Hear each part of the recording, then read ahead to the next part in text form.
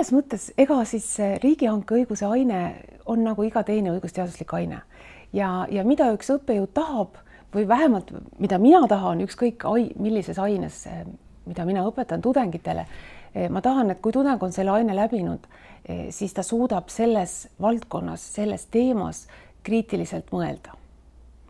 Ehk ta teab, mis on need pidepunktid, mis on need orientiirid, mille suhtes tuleb kontrollida mis tahes küsimusi või probleeme, mida õiguslikult on vaja lahendada ja kuidas neid hinnata. Ja see kriitilise lähenemisoskus muidugi nüüd riigihanke valdkonnas on seotud kahe olulise märksõnaga. Esiteks sellega, et meil on tegemist Euroopa Liidu õigusega.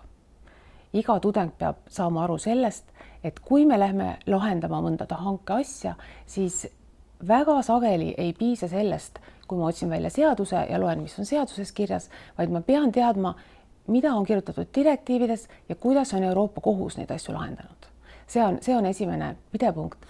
Aga teine omapära, mis selles valdkonnas tõesti on, ja miks see nii on, ma ei oska öelda, ma võin sel teemal spekuleerida, aga kindlat vastust ma kardan ei tea keegi.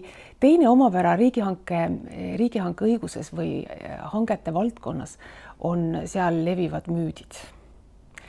Et mingil põhjusel riigihangete valdkond on selline ala, kus on juurdunud teatud linnalegendid, mis millegipärast ei kao, mis elavad oma elu ja kuigi seadus kirjutab mustvalgelt teisiti ja õiguskirjandus ütleb teisiti, nad on otsapidi jõudnud isegi kohtuotsustesse.